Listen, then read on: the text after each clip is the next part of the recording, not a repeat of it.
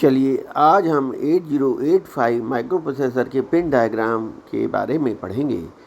तो सबसे पहले मैं आपको बता देना चाहता हूँ कि जो मैं आपको पढ़ाने जा रहा हूँ वह www.digibharatam.in की साइट पर 24 फरवरी 2024 को पब्लिश हो चुका है।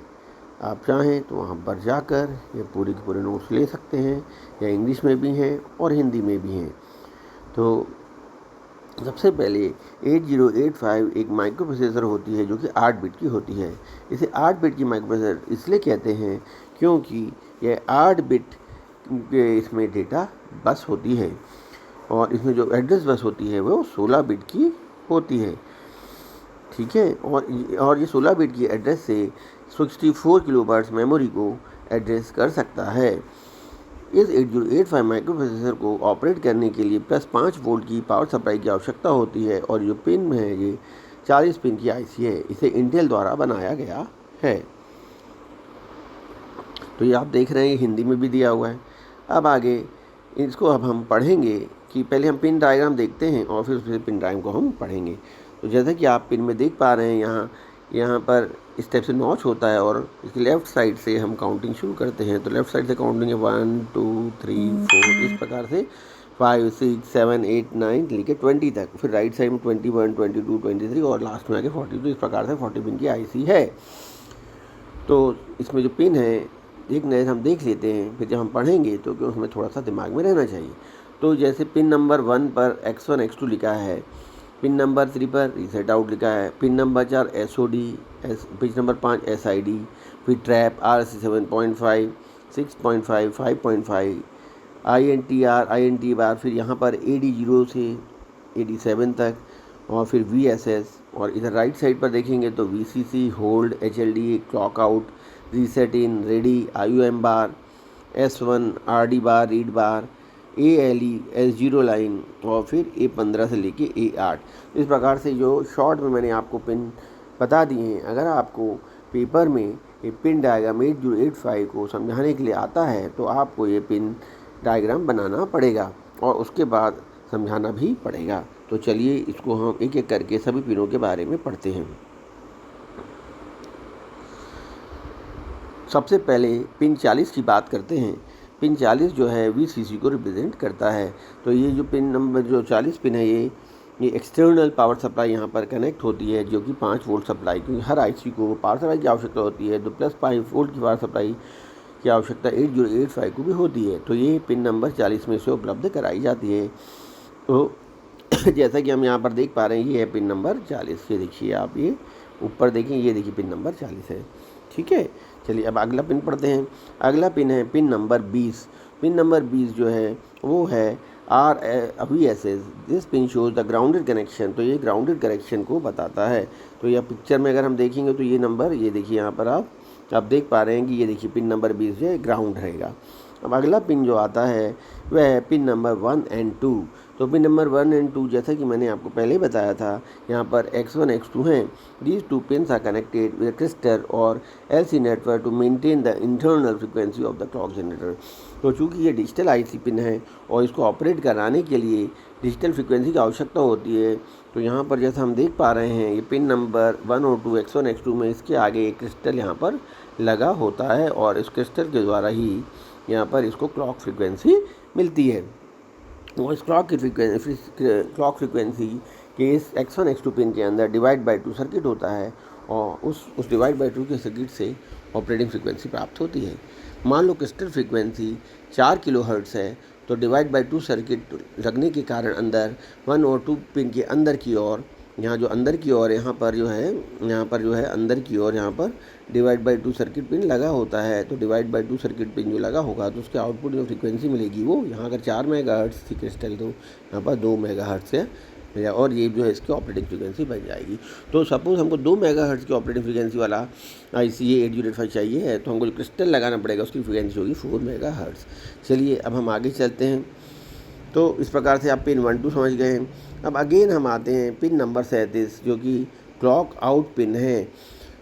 तो this pin provides the system clock for all the chips externally connected to the microprocessor. तो जैसा मैंने बताया कि ये जो पिन है डिजिटल आईसी है, इसके साथ जो अन्य आईसी लगी होंगी वो भी डिजिटल आईसी होंगी, तो उनको भी क्लॉक की आवश्यकता होती है। डिजिटल आईसी सभी को वर्क करने क्लॉक की आवश्यकता होती है। तो क्लॉक आउट जो पिन नंबर 37 है वहाँ से क्लॉक आउट होगी, और वो जो है क्लॉक जो है जो अन्य डिवाइसेस के लिए क्लॉक इन की तरह वर्क करेगी। तो देखिए हम क्लॉक पिन यहाँ पर देख पा रहे हैं कि पिन नंबर क्लॉक है कहाँ, तो ये देखिए क्लॉक आउट, ये नीले कलर वाले। तो इधर से जो है क्लॉक आउट होगी अन्य डिवाइस के लिए।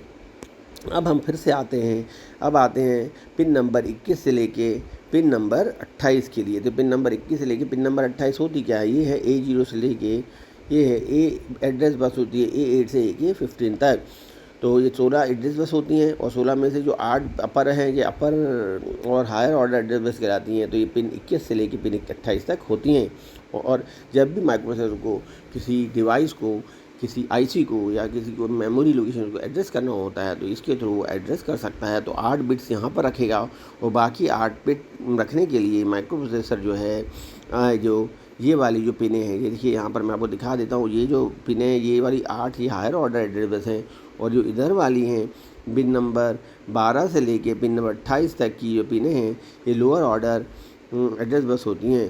तो जब ये जो इधर वाले पिन हैं 12 से लेके 20 तक ये मल्टीप्लेक्स पिन्स हैं, मतलब AD0 AD1, इसका मतलब है ये जो पिन्स हैं वो एड्रेस बस की तरह भी बिहेव करते हैं। यहाँ पे एड्रेस भेजा जा सकता है और डेटा भी भेजा जा सकता है, A for address and D for data. जबकि ये जो 28 से लेके 21 तक की पिन्स हैं वो केवल A0 A1 A8 A9 A10 इस प्रकार से, मतलब ये जो है केवल एड्रेस रखने के ही काम आते हैं। एड्रेस पिन्स हैं और इससे एड्रेस बस कनेक्टेड रहती है। तो हायर ऑर्डर है इधर पर, और इधर पर लोअर ऑर्डर।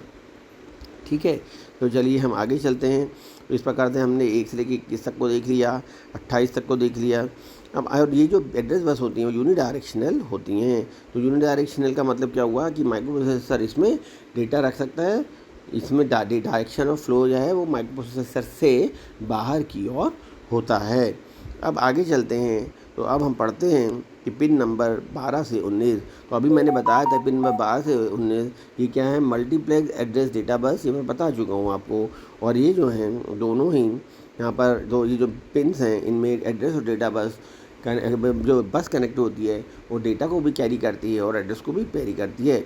अब यह पता लगाने के लिए कि कब इसमें एड्रेस फ्लो हो रहा है और कब डेटा फ्लो हो रहा है, उसको जानने के लिए पिन नंबर 29 ALE की उपयोग किया जाता है। ALE का मतलब होता है address slash enable, ALE address slash enable.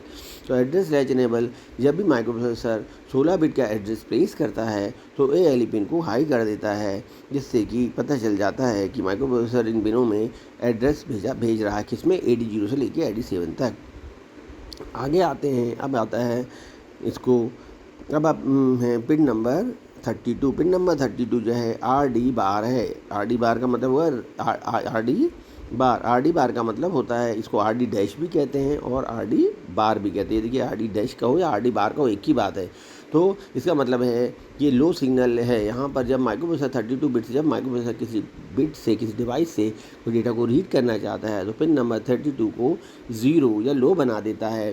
तो उससे जो डिवाइस कनेक्टेड होता है, जो कि एड्रेस किया जा रहा है, उसको समझ में आ जाता है कि डेटा वो माइक्रोप्रोसेसर रीड करना चाहता है, और डेटा बस की सहायता से वो डेटा जो है डिवाइस से या मेमोरी से माइक्रोप्रोसेसर तक पहुँच जाता है। इसी प्रकार से हम देख पाएंगे अन्य बिट जो है पिन नंबर 31 के बारे में भी दिया हुआ है। ये लिखा है WR डैश या WR बार। तो WR डैश या WR बार, तो ये आप देख पा रहे हैं WR ये राइटिंग के लिए होता है। अगर माइक्रोप्रोसेसर किसी डिवाइस से डेटा लिखना चाहता है किस डिवाइस में, तो पहले उसको एड्रेस भेजता है, ALE पिन को 1 करता है, और कुछ उसके बाद जब उसमें डेटा भेजना होता है तो WR पिन मतलब पिन नंबर 31 पे एक 0 सिग्नल भेजता है। तो वो जो है वो माइक्रोप्रोसेसर उस डिवाइस पर एड्रेस पर उसकी मेमोरी लोकेशंस पर या उस डिवाइस में कोई भी डेटा को लिख सकता है। This is for writing. अब आप देख रहे हैं मैं जो पढ़ा रहा हूँ, तो ये जो डेटा है, जो भी इन्फॉर्मेशन है वो हिंदी में भी लिखी हुई है और इंग्लिश में भी लिखी हुई है। तो आप इस साइट पर www.digibharatam.in के ब्लॉग्स पे आकर 8085 माइक्रोप्रोसेसर की ये जो बना हुआ है 8085 माइक्रोप्रोसेसर का पिन डायग्राम, और ये इनके बारे में ये देखिए, ये पिक्चर ये है pin diagram and description of 8085 microprocessor. इसको आप पढ़ के आप हिंदी और इंग्लिश में नोट्स आपको मिल जाएंगे और आप आसानी से समझ भी सकते हैं, और वहीं से मैं आपको समझा रहा हूँ। चलिए अब हम आगे बढ़ते हैं। हमने ALE पिन भी पढ़ लिया, हमने ये सब पढ़ लिए, RD बार पढ़ लिया, यानी RD डैश या WR डैश WR पिन भी पढ़ लिया। अब आते हैं IOM बार पिन पर। तो IOM बार पिन जो है यहाँ पर देख रहे हैं IOM बार पिन, तो इसका मतलब IO मतलब इनपुट आउटपुट और M डैश मतलब मेमोरी। तो ये जो पिन नंबर 34 है ये इनपुट आउटपुट डिवाइसेस और मेमोरी दोनों से ही डील करती है। अगर यहाँ पर माइक्रोस पिन पर 0 लिखा हुआ है मतलब माइक्रो प्रोसेसर मेमोरी से डील कर रहा है, और अगर यहाँ पर 1 लिखा हुआ है तो micro processor input output device से डील करती है। तो इसकी सहायता से micro processor input output device या मेमोरी लोकेशन पर रीड कर सकता है या राइट कर सकता है ऊपर वाले दो पिनों RD बार या RD WR डैश के द्वारा। अब आते हैं हम पिन नंबर 29 और 33 पर। तो pin number 29 33 S0 S1, pin number 29 S0 है और 33 S1 है। ये S1 और S0 का मतलब हुआ कि ये पिन स्टेटस पिन्स कहलाते हैं। These signals shows the type of recent operations of the microprocessor. The table below represents the status of the data bus different तो इनके द्वारा माइक्रो प्रोसेसर अलग अलग जो कार्य कर रहा है उनको अपना बताता है कि वो क्या कार्य कर रहा है। तो इसके लिए यहाँ पर एक पिक्चर में जैसा आप देख पा रहे हैं, यहाँ पर ये जो पिक्चर बनी हुई है यहाँ पर एक स्टेटस टेबल बना हुआ है। इस स्टेटस टेबल में आप यहाँ देख रहे हैं कि 3 कॉलम बने हुए हैं। पहला कॉलम है ये वाला IO/M बार, फिर S1 S0।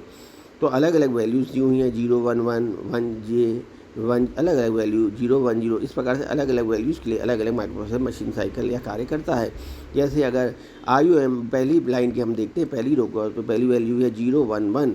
इस केस में माइक्रो ऑपकोड फर्ज कर रहा है, और चूँकि फैच कर रहा है मतलब किसी पड़ी हुई मेमोरी से ऑपकोड को रीड कर रहा है, इसलिए RD बार की वैल्यू भी 0 होगी क्योंकि यहाँ पर रीड का ऑपरेशन हो रहा है। अब दूसरी लाइन में भी ऐसे ही है 0 1 0 पर 0 1 0 में क्या हो रहा है, यहाँ भी मेमोरी को रीड कर रहा है क्योंकि M बार में यहाँ भी मेमोरी रीड कर रहा है, तो यहाँ भी सेम है। पर ये आपको फैच और मेमोरी रीड लगभग एक से होते, बस डिफरेंस ये है कि इसमें S0 की वैल्यू 1 थी पहले वाले में और मेमोरी रीड में 0 थी। मेमोरी राइट अगर करना चाहते हैं तो पहले पिन की IOM बार की वैल्यू 0, S1 की वैल्यू 0 और S0 की वैल्यू 1 है। तो मेमोरी राइट हो रही है, और यहाँ जब राइट हो रही है WR बार या WR डैश की वैल्यू पिन की 0 होगी। इस प्रकार से हम देख पा रहे हैं कि माइक्रो डिफरेंट ऑपरेशन करता है। Opcode fetch, memory read, memory write, IO read, IO right, interrupt acknowledge, heart hold और रीसेट, और उनके लिए अलग अलग इन पिन्स पे वैल्यू होती है और अलग अलग कंट्रोल सिग्नल्स भी होते हैं। चलिए इसको हमको ज़्यादा डिटेल में नहीं पढ़ना है, पेपर में अलग से क्वेश्चन कभी कभी आता है कि स्टेटस टेबल को समझाइए, तो उस केस में हमको ये टेबल बनाना पड़ेगा और इनको समझाना पड़ेगा। शॉर्ट में स्टेटस लाइन्स क्या होती हैं, शॉर्ट में स्टेटस लाइन्स क्या होती हैं बताते हैं कि माइक्रोप्रोसेसर क्या कार्य कर रहा है उसकी स्थिति को बताते हैं। अब आते हैं हम पिन नंबर 5। पिन नंबर 5 किसको बताता है, ये SID सीरियल इनपुट डेटा को बताता है, serial input data pin. With this pin data is serially fed to the microprocessor directly through the input है। तो सीरियल इनपुट डेटा मतलब कोई डिवाइस अगर माइक्रोप्रोसेसर को डेटा भेजना चाहता है serially 1 by 1 bit by bit, तो पिन नंबर 5 का उपयोग किया जाता है, इसके थ्रू माइक्रोप्रोसेसर को डेटा भेज सकता है।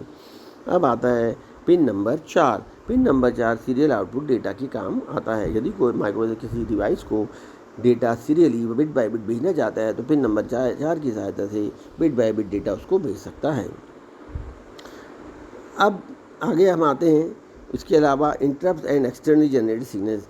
माइक्रो प्रोसेसर में जो हमने पिन पढ़े हैं इसके अलावा कुछ अलग टाइप की कंट्रोल सिग्नल्स या कुछ अलग टाइप के भी सिग्नल्स होते हैं, इन्हें कहते हैं इंटरप्ट। इंटरप्ट का मतलब शॉर्ट में अगर हम समझ लें तो इंटरप्ट का मतलब है interrupt are signals that are generated to the break the sequence of an ongoing operation. यदि माइक्रो प्रोसेसर कोई कार्य कर रहा है और कोई अन्य डिवाइस उससे कोई कार्य कराना चाहता है तो उसे इंटरप्ट करता है या उस पर रिक्वेस्ट करता है, मतलब उसमें अवरोध पैदा करता है या अवरोध करने की प्रार्थना करता है बीच में। जैसे अगर हम कोई पढ़ा रहे क्लास में और कोई बाहर से गेट में आके हमें पूछता है मे आई कम इन सर, तो ये इंटरप्ट है। तो इसी प्रकार से माइक्रोप्रोसेसर कार्य कर रहा है और वो कुछ अन्य डिवाइस कुछ कार्य करवाना चाहता है तो उसके लिए रिक्वेस्ट भेजेगा, तो उसको कहेंगे इंटरप्ट। तो जब इंटरप्ट मिलता है माइक्रो प्रोसेसर को तो क्या होगा, माइक्रो प्रोसेसर उसके जवाब में या तो हाँ करेगा या नो करेगा। यदि यस करेगा तो उसे कहेंगे पॉजिटिव एक्नॉलेजमेंट, और यदि करेगा नो तो उसे कहेंगे नेगेटिव एक्नॉलेजमेंट। तो उसके लिए INTA बाहर पिन होता है, अभी हम देखेंगे आगे आके। तो इन माइक्रो प्रोसेसर में कुल मिलाकर ये 8085 5 प्रकार के इंटरप्ट पिन होते हैं। ये पिन 6 से लेके पिन 10 तक होते हैं। And these pins are use to manage the interrupt. तो ये डिवाइसेस के इंटरप्ट को डिवाइस द्वारा प्रोवाइड किए इंटरप्ट को डील करने के काम में आते हैं। 5 इंटरप्ट होते हैं, 5 अलग अलग नाम होते हैं और उनकी प्रायोरिटी भी अलग अलग होती है। तो देखिए, तो इसमें बहुत कुछ लिखा हुआ है, लेकिन हम शॉर्ट में पहले पढ़ते हैं कि क्या होता है, नाम क्या है इनके। तो नाम है पहले INTR, RC 5.5, 6.5, 7.5 and trap. And trap, यहाँ ये ट्रैप और ये ट्रैप, तो ये ट्रैप है। 5 प्रकार के जो हैं इंटरप्ट्स होते हैं जिनके थ्रू माइक्रोप्रोसेसर कंप्लीट मतलब इंटरप्ट रिक्वेस्ट भेज सकते हैं। इनकी प्रायोरिटी सबसे हाई प्रायोरिटी ट्रैप की होती है, फिर 7.5, 6.5, 5.5 और एंटर। मतलब यदि पांचों डिवाइस एक साथ इंटरप्ट करते हैं तो ट्रैप का जो इंटरप्ट है सबसे पहले माइक्रोप्रोसेसर एक्नॉलेज करेगा। इनमें से कुछ डिवाइस मास्केबल होते हैं और कुछ मास्केबल नहीं होते। तो जो मास्केबल होंगे उनको माइक्रोप्रोसेसर मास्क कर सकता है, मतलब माइक्रोफोन की रिक्वेस्ट को अपने तक पहुंचने में रोक सकता है। लेकिन ट्रैप जो है नॉन मास्केबल टाइप का इंटरप्ट होता है। इसके लिए भी एक सेपरेट क्वेश्चन आता है इंटरप्ट का, उसके सेपरेट वीडियो मुझे बनाना पड़ेगा तो समझाने के लिए। फ़िलहाल हमें ये समझना है कि माइक्रोप्रोसेसर में 5 प्रकार के इंटरप्ट रिक्वेस्ट होते हैं, उनके नाम क्या क्या है। INTR, RC 5.5, 6.5, 7.5 and trap. चलिए अब आगे हम पढ़ते हैं।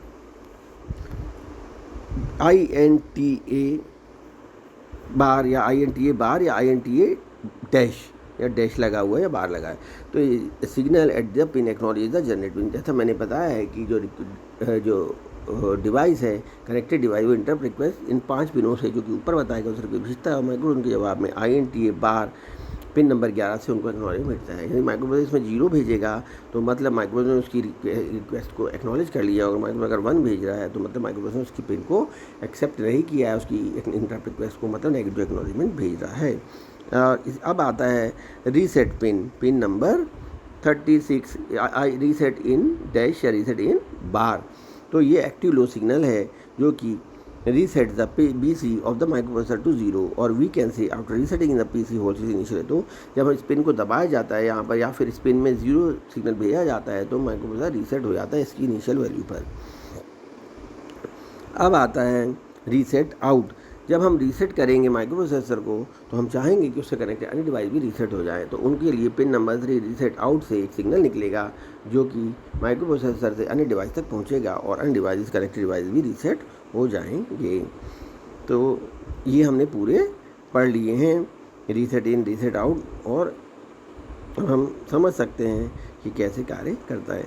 इसके अलावा माइक्रोप्रोसेसर में कुछ अन्य पिन भी होते हैं जैसे HLDA, HOLD, जैसा कि यहाँ पर हमने पढ़ा। देखिए अगर हम देखेंगे, हम माइक्रोप्रोसेसर ऊपर जाते हैं हम बाम से और फिर हम देखते हैं क्या है ये देखिए अब मैं ऊपर ले जा रहा हूँ और हम देख रहे हैं कि ये देखिए ये ऊपर आ गया अपन।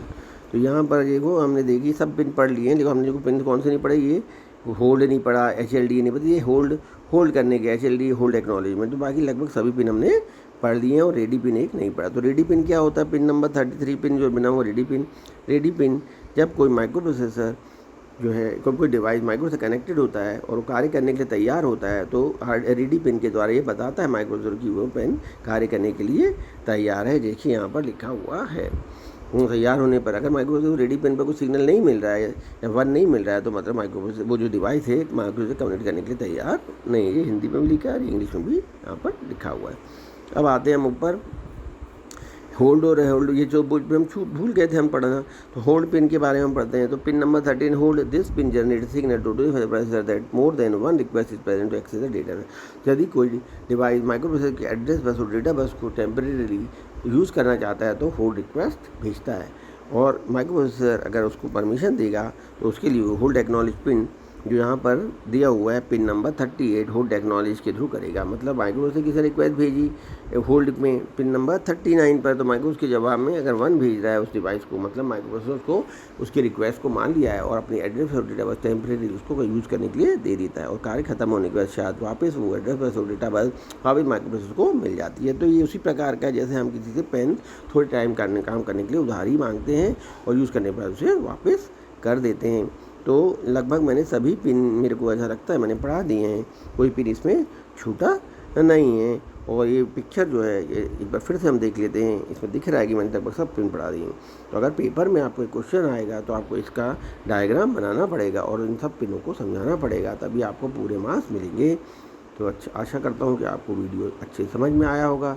आपको अच्छा लगता है तो लाइक करें, सब्सक्राइब करें और जैसा मैंने पहले बताया है www.digibharatam.in साइट पर जाइए और ब्लॉग पर ये जो नाम लिखा है ये ब्लॉग का नाम कि पिन डायग्राम एंड डिस्क्रिप्शन 8085 मैक प्रोसेसर, पिन आरेख और 8085 मैक प्रोसेसर विवरण, इसको जाएँ, इसे देखें और यहाँ पर आप हिंदी और इंग्लिश दोनों में ही नोट्स आपको आसानी से मिल जाएंगे। धन्यवाद।